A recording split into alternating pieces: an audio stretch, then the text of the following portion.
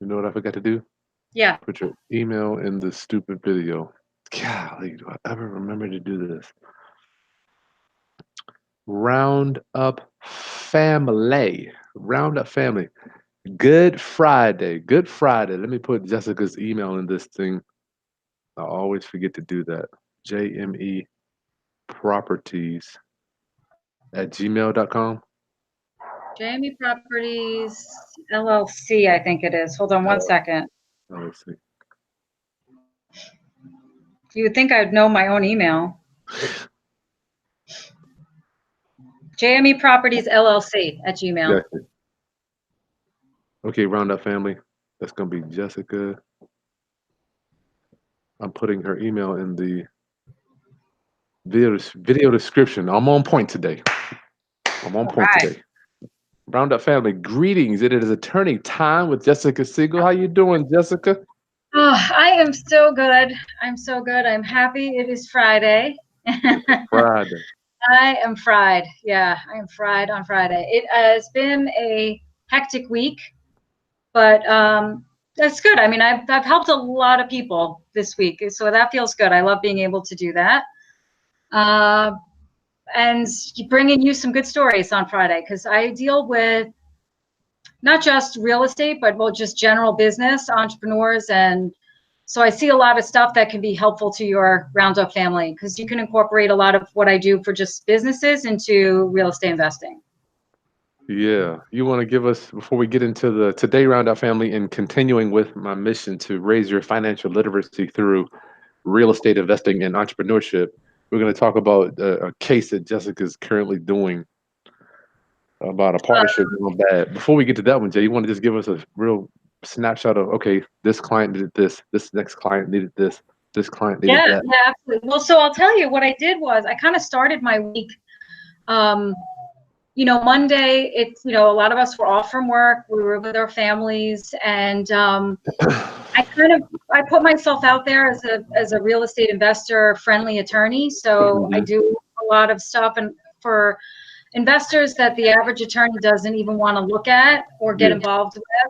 Um, and so I've kind of networked with a lot of real estate investors. And so what I do often is trade some of my, attorney knowledge with their real estate knowledge. Nice. So when everybody else was sleeping on Monday morning, I met this investor at like 6 a.m. for coffee.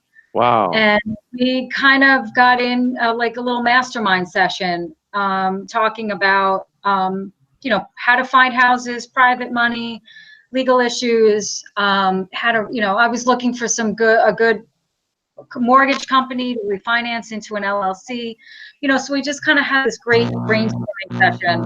Nice. Um, and it was really great. And we kind of, and then later in the week, I met another investor who's looking to connect with a wholesaler. So is that, are you hearing that feedback? Would Can you hear me? Oh yeah, I hear you. Okay. So, so then I went and had drinks with another investor and I connected him with a wholesaler. Wow.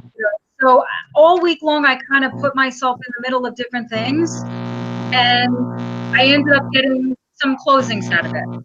We kind of Wow. all help each other out. That is Um, cool.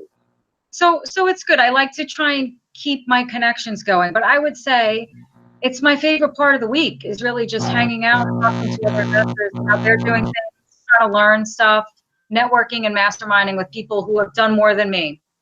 Gotcha. So, so that was sort of mixed in with my legal week. So then this week I was helping somebody with a deed transfer. Their parent died, and they wanted to. One of the family members who was left the house wanted to deed them the property. So that's Hmm. great, And because of what you and I have been discussing, I recommended, the New York version of the land trust for him, Which is, and the revocable grantor trust. yes, I love Okay. it. Remember that Roundup family. You getting this from an attorney. So don't let an attorney tell you you can't do a land trust in my state, right? You just have to call it the revocable grantor trust. and you take the basic contents of a land trust and you call it something else, and it's legal, and I you love file it. it that way. So, um, You set all that up for him, and he's good to go. He's happy, smiling. yes, and I can tell you several attorneys with a lot more real estate experience. They're always told you can't do a land trust in New York, and so they just stop looking. And so now I'm calling them back up saying, hey, listen, you remember 2 years ago you told me we couldn't do this? Well, I'm like, what do you think about this? And they're like, oh my God, I never even thought about that. I'm going to start doing that. Wow.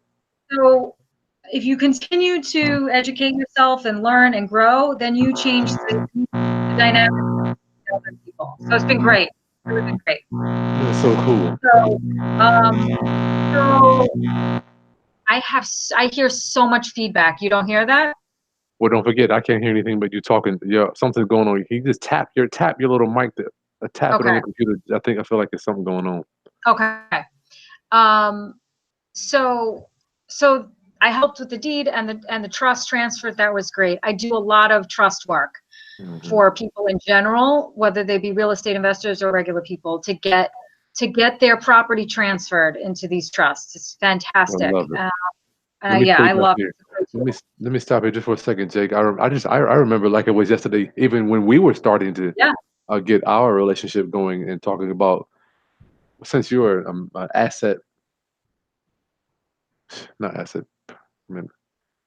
asset protection. That's your thing. Yeah. Yes. Your attorney brain has to.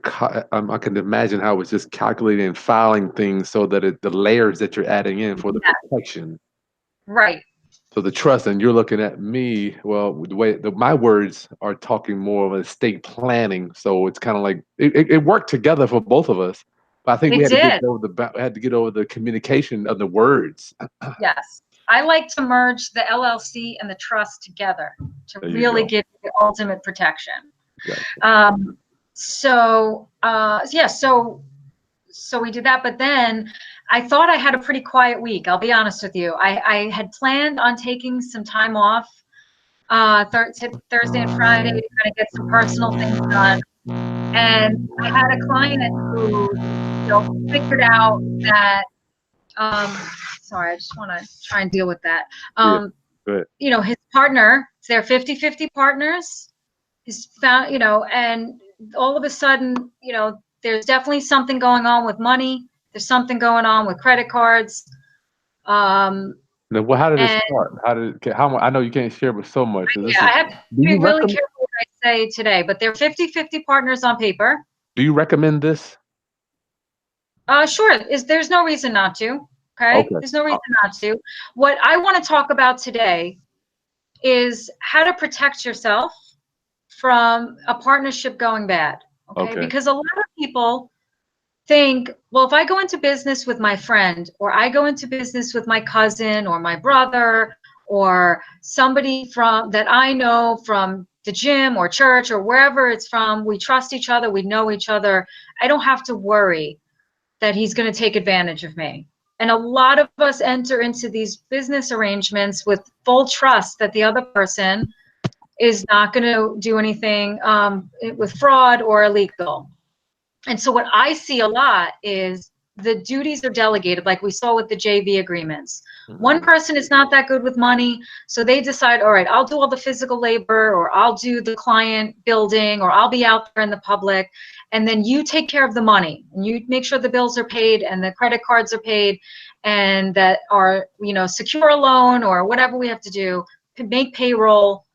And so every time I prepare an LLC for my clients, I sit down with them and I talk to them about, while you're happy, plan for the business divorce. Okay. So when you buy a document and of LegalZoom, you're not getting any legal advice, right? You can do it yourself, no problem.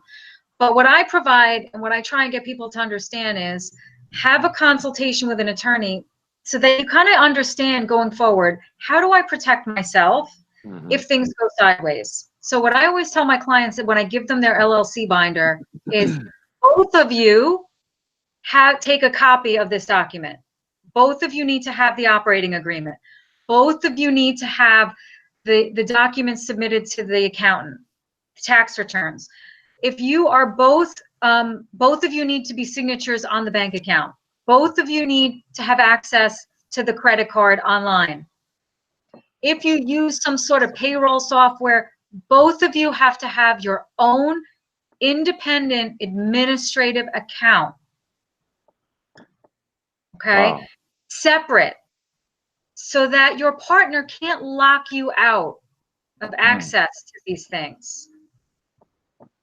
Wow. I've had multiple clients come in to see me who say, I don't have a copy of the operating agreement and my partner won't give it to me. I just cannot. That blows my mind that you don't. I mean, how do you? Because of trust. They're like, oh, I don't need this. We'll be fine. You're going to hold everything at your house? No problem. Okay. So, you know, so what I always tell people is right now, you both have a copy. You both are signatures on the bank accounts. You both have your own access to the credit accounts. Do not let one person have all that responsibility, even if you trust them, and just never check on them. Okay. And part of that comes from my years as a prosecutor too, just dealing with watching business theft. Whenever a company, it's usually a mom and pop business, they leave it to their bookkeeper to take care of anything. They're not even watching the accounts. They find out their employee's been stealing for 10 years, you know, from them. Small amounts, $20 here, $50 there. You don't really notice it. And then all of a sudden you realize 40 grand is gone. Yeah, that's what I mean, Jessica, you got so much coming through these accounts. I mean, how in the hell? So my recommendation is, even if you're not the money person in the partnership, you better make sure you're checking the accounts, you're aware, and you're looking at things. Okay? Because, you know, so that's basically what happened. I'm dealing with a situation where massive amounts of money started being removed from the joint bank account. And then when one partner asks the other person to explain where that money's going, he cut off access. He changed the login for the bank account, changed the login for the payroll account, changed the locks on the doors, changed on the locks, lock. on what you talking about? A brick and mortar store. Yeah. Oh, literally. Literally changed the locks on the business. Oh, wow. You know, so it's escalating, right? And so in my mind, how far of a time is this? Is this like a week that's happening, or is this like a month? Yeah, like just a few weeks, right? Wow. But now, you know, what should be a very simple, okay, we can't do business anymore. Let's separate. Now it's like, well, okay, but you need to explain to me where that money went. I'm not going to just walk away. Where did the money go? And now my client had to hire me. The other partner had to hire an attorney. This is, so, you know, so now I have to switch hats to litigation mode and start drafting all kinds of documents and letters. And I'm now going to have to ask for, you know, what's called a receiver. A receiver is a court-appointed person to now be your bookkeeper. The accounts are frozen, and somebody takes the money coming in, pays the bills. You don't get to, you know. So it creates all this unnecessary evil that's involved in litigation because somebody's not playing nice. A receiver. Okay. So basically, nobody gets anything unless the receiver makes sure that it comes out. Yes. Right. And you ask for an injunction, you ask for all kinds of stuff now. You know, you can't lock him out of the business. You can't lock him out of accounts. That's not how things work. So wow. He does have remedy, and I'm going to take care of it for him. But you can imagine it's very stressful and expensive. To be in this. You feel like you have no power. You feel like, you know, you're being taken advantage of. And you still have to go to work and respond to your customers and pay your employees. Oh, because they have a store. This is a business, yeah, like a storefront, right? So oh my Lord, the guy has to go to and act like nothing's going on. Right. So you can imagine, and I'm telling you, like that's why these business cases that I'm dealing with really translate though to our real estate investor community. because it's no different than you being in a partnership with somebody else. So even though you did the right thing and you created an operating agreement or you did a joint venture agreement, those are good things to have, right? Because now we know how to dissolve these businesses. Yeah. But what do you do when your partner is stealing from you or hiding things or not sharing documents, right? Now I have to get the court involved to force him to share those documents. Wow. Right? And then you wonder what has been destroyed until we get to court. Yeah. Well, are you going to subpoena emails? I mean, can Oh yeah, that's when we start all that discovery, subpoenas and all that good stuff. So we're looking at a And resolution how many months away if everything goes perfect? it depends. It really does, because sometimes just filing the document, the complaint in court gets people talking. Mm-hmm. And if not, I mean, this could take a year. It could take a year easily. Good So Lord. what I was hoping to I just simply asked the attorney, hey, let's exchange documents and try and settle up these accounts quickly. I said, I'd love to get this done by next Friday. Oh, wow. And the response was, I'm not giving you anything. Why not? Well, why not? Because when somebody has been stealing and they want to hide that, they're not going to turn over stuff. Oh, don't they have to though? I thought if you depose them, they have to. Well, if I start a lawsuit, right? Oh, So I I'm see. trying You to gotta avoid file it. filing a lawsuit He by wants to just spend trying money. to negotiate settlement, right? I see. So, I see. It's nasty. yeah. So a It's nasty. settlement is very cost effective. You just pay us for a couple hours of time to basically do the business divorce. Very straightforward. And if you agree on most things, it's simple. But if you're going to change the locks and lock them out of accounts and hide documents, that's when you go to court. And that's going to end up costing thousands of dollars. I mean, it'd be tens of thousands, I would think. Oh yeah, easily 25,000. I'm surprised people, I mean, people get hurt doing this stuff, Jay. I mean, I'm like, what gives people the right to do You know this? what? The flip side of it too is that it's also an emotional thing, because there was trust there. Right? You trust this person, they become part of your family, and you think that you're going to build this business and it's going to be your future, and you kind of have to mourn also the loss of what your dreams were. And Wow. I say to my clients, listen, you're going to cut out this toxic energy and you're going to grow your business to be this huge success. Mm-hmm. And you have to kind of just look to the future.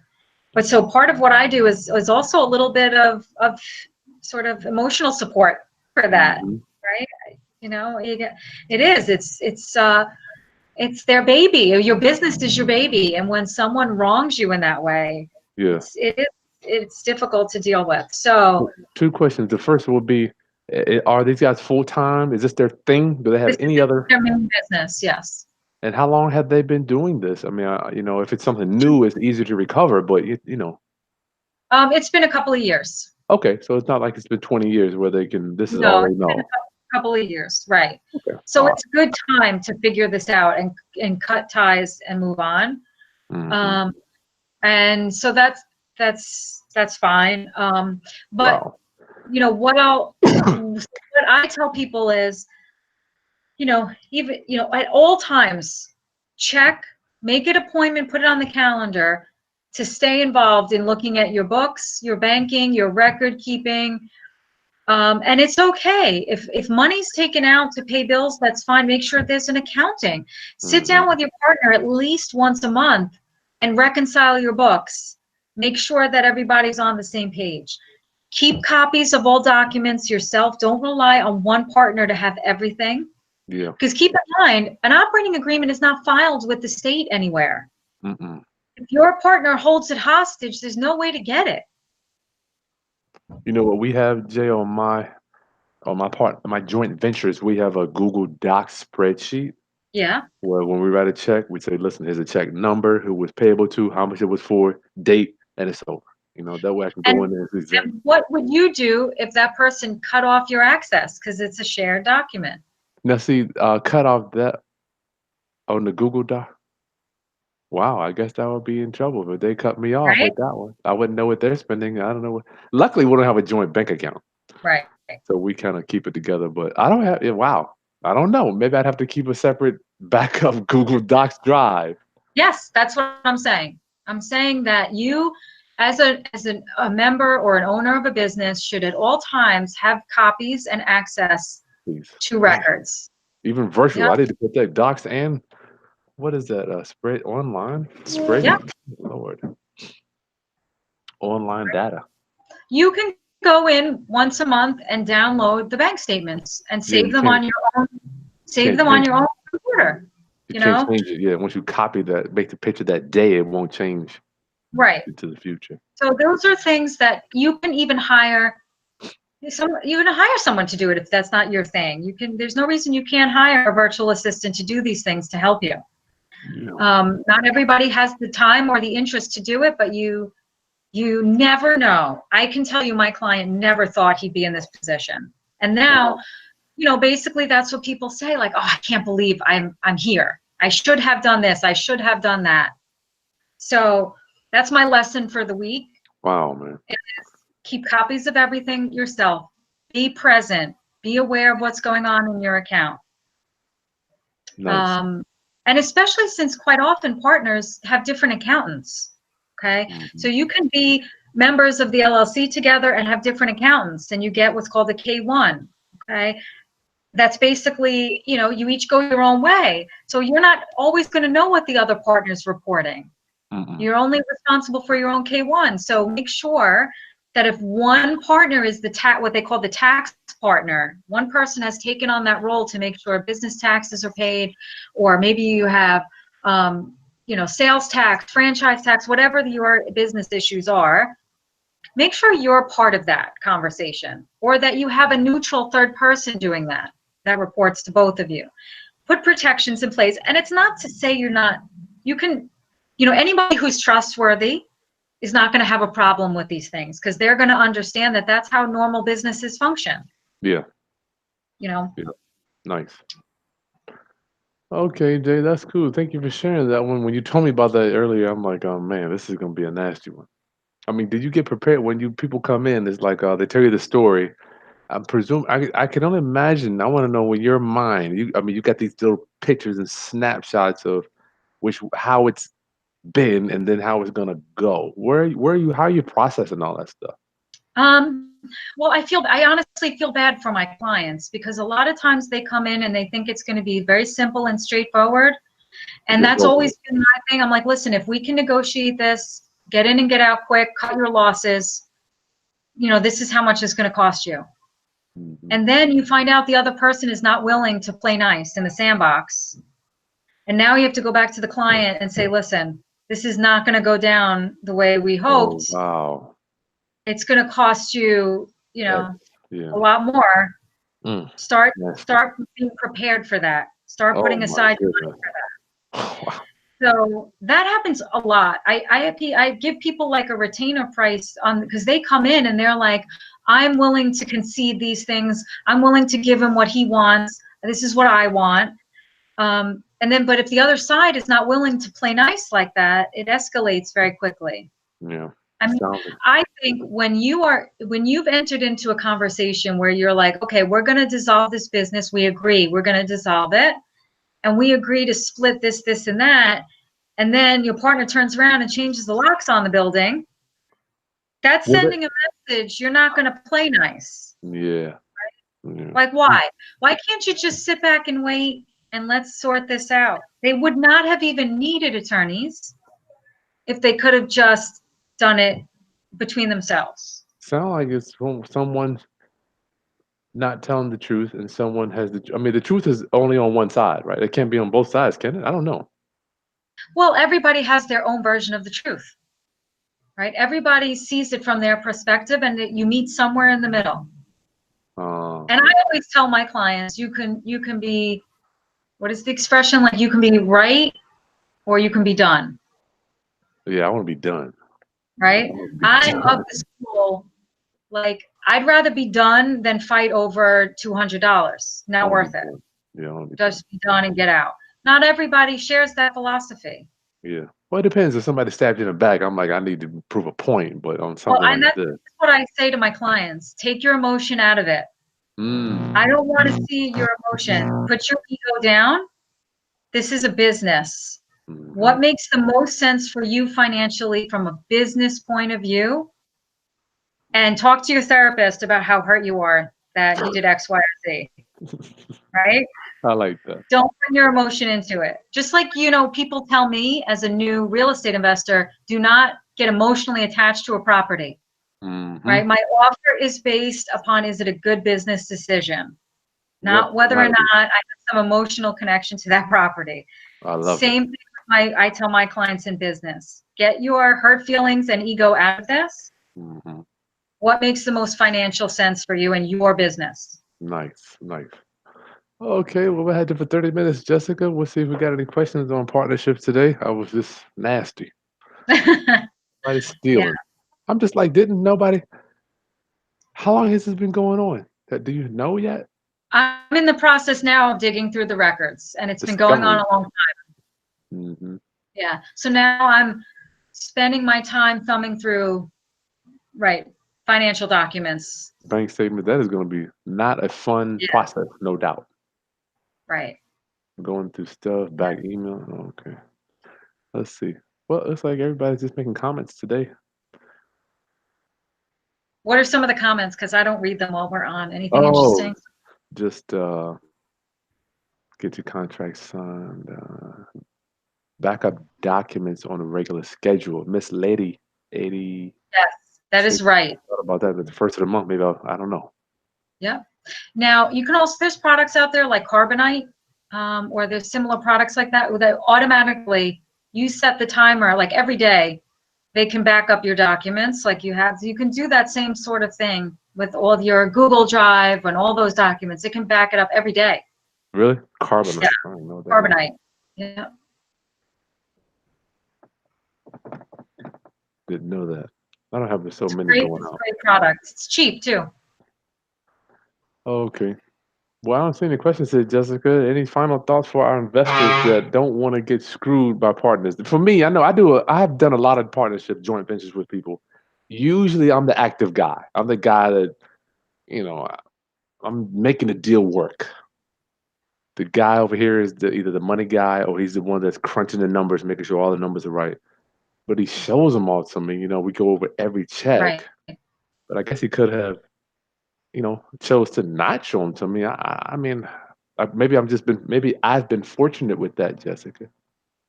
Yeah, I think that I don't know. I mean, I feel like you have, and that's wonderful. And I think you have a good balance of trust and caution that just comes with your life experience. Yeah. You know, but I don't want to discourage anybody from going into partnership with people because you can really have wonderful relationships with people. Yeah. I'm just suggesting that you be mindful and present in your business, and the same, listen, they've been telling this to housewives for decades, right? Where in the 50s and 60s, like the husband, controlled the money, let's say, and the wife took care of it, but the husband dies, she has no clue how to pay bills, she doesn't Hmm. know how to get access to the money. She just never paid attention, right? So now the education today with young couples always is make sure you're both aware of how money works. Don't rely on one or the other to do all the investing or the bookkeeping or whatever. No, so if somebody drops dead, you know how to take care of yourself, Yeah. right? It's the same thing with business today. Is it may not be your strength, but at least make an effort to be aware of Nice. how it works and be Hmm. present. Don't just put it all off on somebody else. Now, also keep in mind, I will just say this too. The operating agreement says right in it, typically, that for anything above X number of dollars, you need to have the consent of your partner. For a Okay. check going out. So, right. So in this particular case, that obviously would have been violated. So, if he had been, if my client had been checking routinely, they would have had a conversation sooner about what is all this money going towards? What are we doing Yeah. with all this money? Wow. And maybe you could have stopped the bleeding earlier. Let me tell So, you what. Go ahead. I'm sorry. No, go ahead. My mentor, who went from millionaire to sleeping in his car, Oh, let me tell you what his partners did to him, Jessica. Let's say his business was I'll make up. Let's say his business was lighting, lighting, lighting. EJ's lighting, right? yeah. So what his partners did was opened up EJ's lighting consultants. So they had another bank account at the same bank, Jessica. And when Oh they God. were getting checked, they were doing jobs, right? Like just make it up to EJ's lighting. They were taking the EJ's lighting checks, depositing them into the EJ's lighting consultant's bank account. So Oh, everybody thought that we're talking millions of dollars that are coming in, you know. Everybody thought the money was coming into the company, but when my mentor went to look, and he went to the bank president, it was nasty. I mean, and it's still going on. So, how can we protect ourselves from that? I mean, how in the world would you protect yourself from a check that just has one? Because if you tell somebody, just make it out to EJ's lighting, well, they yeah. don't know. Let me. I mean, and it's true. It's difficult when it's on a larger scale like that. But why does he not notice that the accounts receivable is not matching what's in the Yeah, he bank didn't make account? it. He didn't. I mean, Right? he's And managing look, jobs. Yeah. so it doesn't matter whether you're making 50 grand a year or you're making 500 grand a year or 5 million a year. Look at your banking, your billing, Yeah. your Well, records. you know, it's weird when he went to the bank. He's getting these checks. Like he's showing me these checks, 200,000, 300,000, 150. He's like, man, I don't know where this money went. It was truly an eye opener for me. But I remember Oprah Winfrey saying she signs every check. Yeah. Yeah. So they're right. So right. So it's unfortunate. I wish we didn't have to deal with such dishonesty in the world, Yeah. Yeah. honestly. But you have to protect yourself. You really do.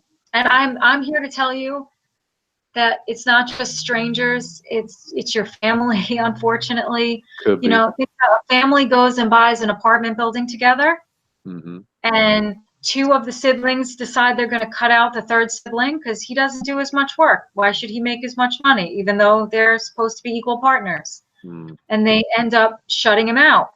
Mm.